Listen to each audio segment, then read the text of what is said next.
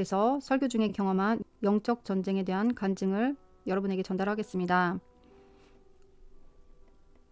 우선 우리의 무기는 육신에 속한 것이 아니고 어떤 경관진도 무너뜨리는 하나님의 능력이 됨을 여러분 믿으시죠?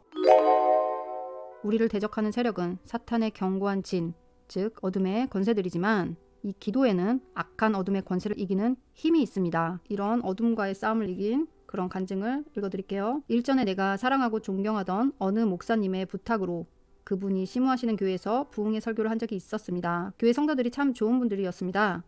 성도들은 자신의 담임 목사님을 몹시 귀하게 여기고 계셨고 나에게도 아주 친절하게 대해주셨습니다. 선포되는 말씀에도 다들 수용적이었습니다. 하지만 이상했던 점은 그런 사실들에도 불구하고 그때만큼 단 위에서 말씀을 증거하는 것이 어렵게 느껴졌던 적이 없었다는 것입니다. 아무리 말씀을 열심히 전해도 전한 모든 말씀이 다시 튕겨져서 나를 향해 곧장 날아오는 것만 같았습니다. 그러다 어느 정도 시간이 흐른 후였는데 그 교회에서 다시 한번 설교 말씀을 해달라는 부탁을 받게 되었습니다.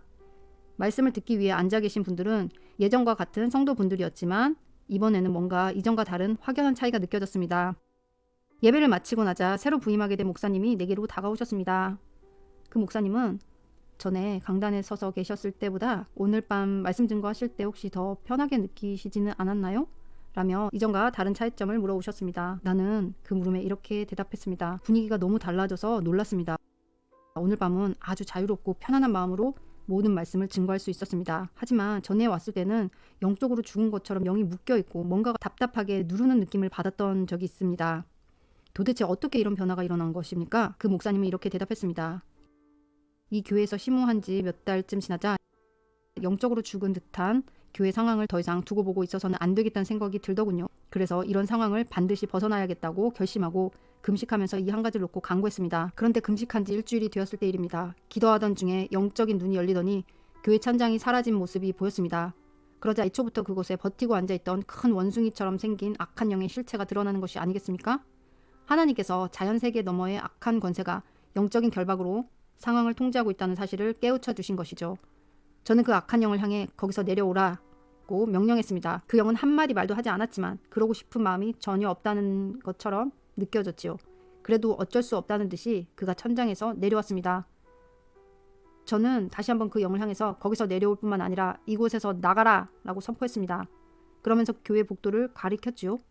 그가 복도 쪽으로 발걸음을 옮기자 저도 그를 따라갔습니다. 몇 걸음 걷다가는 다시 돌아보고 또 몇 걸음 떼는가 싶더니 다시 돌아보는 것이 확실히 떠나기 싫어하는 눈치였습니다. 내가 꼭 가야 해요? 다시 돌아오면 안 될까요?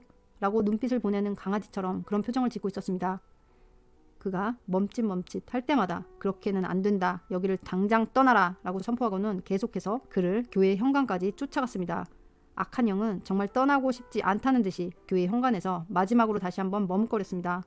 하지만 제가 나가라는 명령을 계속하자 결국 포기하고는 계속 길을 따라가다가 나이트클럽 안으로 사라졌습니다. 이렇게 하나님께서는 기도 중에 문제 해결 방법을 가르쳐 주시고 이렇게 환상으로 그림책으로 보여주십니다. 기도를 하지 않았다면 이러한 결과를 맛볼 수가 없었겠죠. 다니엘의 같은 경우에도 끈질긴 기도가 없었다면 하나님의 뜻을 이 땅에 실현시키지는 못했을 것입니다. 교회에서 바로 성장하는 교인들은 별로 없죠. 우리는 영적인 젖먹이 상태로 태어나서 조금씩 성숙해 갑니다. 말씀의 진리를 배우는 것 외에 기도를 해야 한다는 말씀이 있습니다. 그리고 젖먹이 어린아이 신앙인을 위해서 지속적으로 중보 기도를 해야 하는 것입니다. 각종 프로그램을 개발해서 다양한 접근법을 통해 사람들을 예수님께 인도하려는 교회들이 있습니다. 이런 방법으로 사람들의 마음을 얻을 수 있을 것이라고 생각한 것입니다.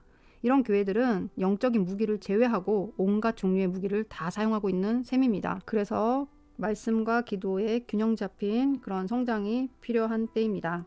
여러분 축복합니다. 감사합니다.